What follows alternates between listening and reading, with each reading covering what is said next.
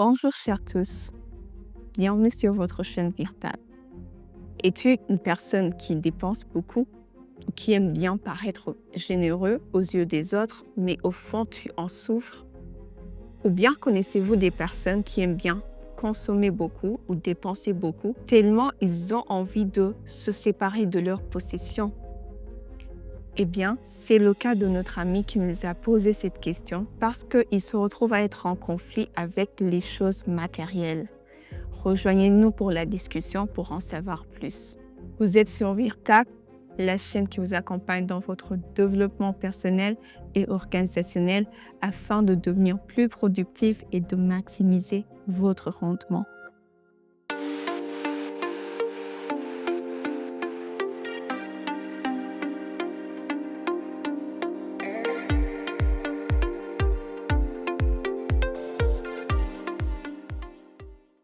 Bonjour, Monsieur Jean Bosco. Bonjour. Aujourd'hui, on a reçu une question qu'on va essayer de pouvoir répondre. La personne aimerait avoir des éclaircissements. Elle décrit son cas de cette façon suivante. J'ai constamment des comportements visant à me débarrasser des biens matériels et j'ai une tendance à repousser les personnes qui s'intéressent à moi. J'ai un désintérêt manifeste pour les biens matériels et par contre un intérêt évident de vivre loin des possessions. J'ai aussi une tendance criante à vouloir me débarrasser de mes richesses. Du reste, je donne facilement et régulièrement, mais au fond pour paraître généreux. Monsieur Jean Bosco, qu'est-ce qui arrive à cette personne? Je ne sais pas. Je dis je ne sais pas pour rester mesuré. Parce que sans une analyse approfondie, sans une connaissance évidente de son cas, il est très difficile de se prononcer.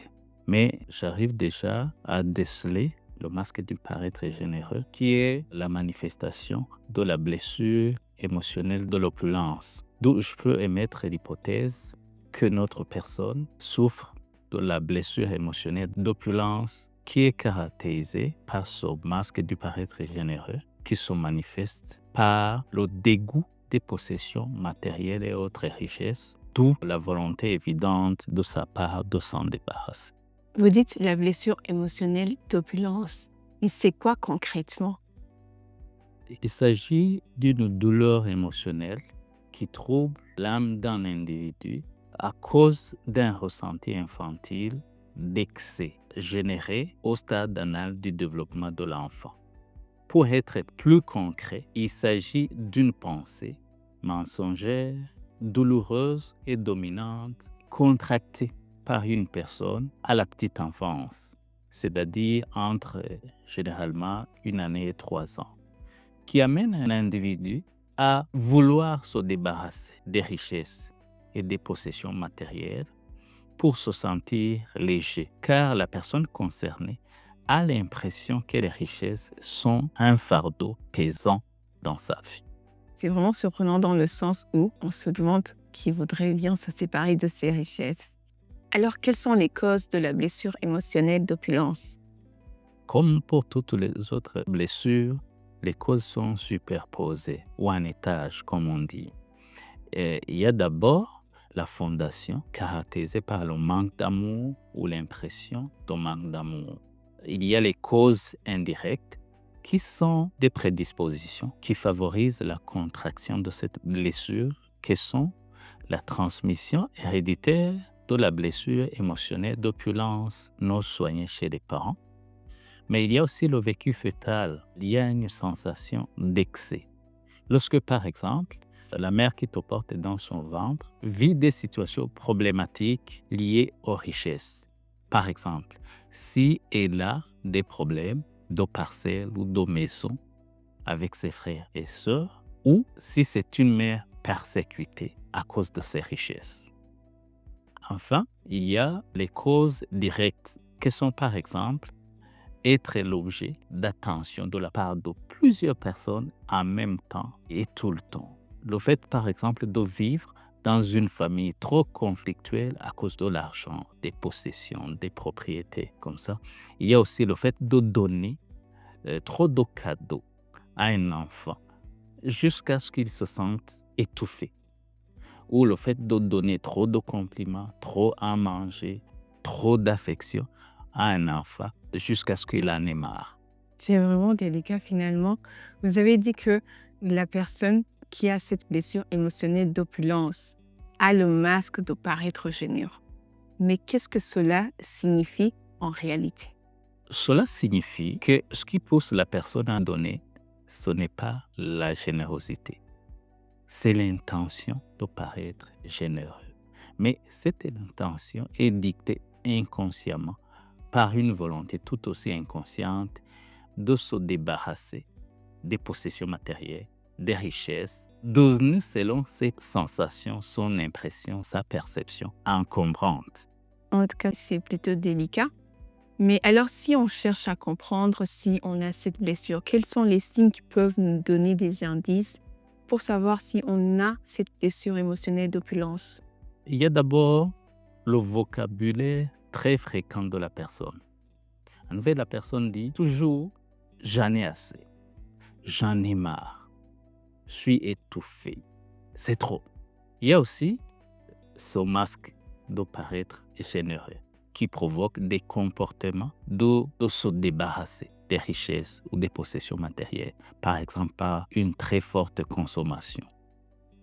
Il y a aussi les peurs, comme la peur d'être injuste parce qu'on possède de trop, la peur de perdre sa tranquillité, la peur d'être étouffé par les biens matériels et autres. Finalement, on se rend compte que ça peut être pesant pour une personne qui a cela. Même si pour le regard extérieur, on se dirait qu'une personne est généreuse, décidément, c'est pas évident. Mais alors, comment on fait pour guérir? Comme toujours, mon premier conseil, c'est de consulter les professionnels pour qu'ils puissent t'aider à prendre conscience de ta blessure, à te décharger de la souffrance qu'elle occasionne, à prendre le chemin de la guérison et à mettre au point un projet de pérennisation du bien-être retrouvé. C'est vraiment en 4 dimensions, le rapport. Mais pour ceux qui se sentiraient concernés, je leur donnerai urgemment ces conseils. Le premier, c'est d'arrêter de donner chaque fois qu'on détecte l'intention de paraître généreux pour ne pas nourrir la blessure. En faisant cela, on contribue avec le temps à réduire la force de nuisance de la blessure. Le deuxième conseil, c'est de pratiquer la désintoxication affective relativement aux richesses et aux possessions en prenant le temps de méditation pour dissocier ces problèmes avec les richesses. Avec cette technique, on prend petit à petit conscience que tes problèmes n'ont rien à voir avec les possessions en soi, mais que c'est lié à autre chose que tu dois trouver. Mon troisième conseil, c'est d'apprendre à accueillir favorablement les gens, à accueillir favorablement les compliments pour se familiariser avec le fait que ces individus, ces compliments ne sont pas de trop. Parce que les gens qui souffrent de la blessure émotionnelle d'opulence ont souvent tendance à se désintéresser ou à repousser les personnes qui s'intéressent à eux. En tout cas, merci. Je pense que c'est des conseils assez pratiques.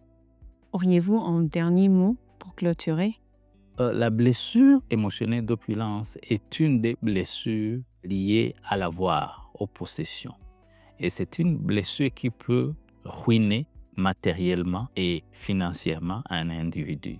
D'autant plus que les personnes qui sont concernées ont une mauvaise relation avec les possessions et veulent s'en débarrasser. Et c'est aussi une blessure qui peut entraîner chez une personne des relations difficiles avec d'autres parce qu'elle a cette tendance à repousser les gens, à repousser les compliments, à repousser celles qui s'intéressent à elle.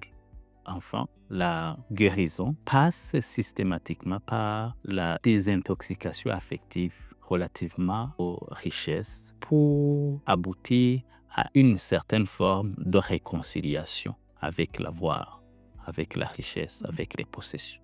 En tout cas, c'est vraiment des conseils plutôt intéressants. Et j'espère vraiment que la personne qui nous a écrit aura pu trouver sa lumière à travers tout cela.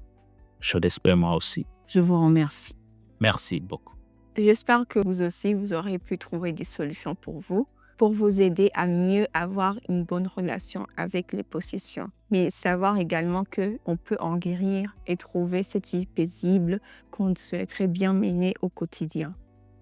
Si vous souhaitez en savoir plus, n'hésitez pas à nous contacter.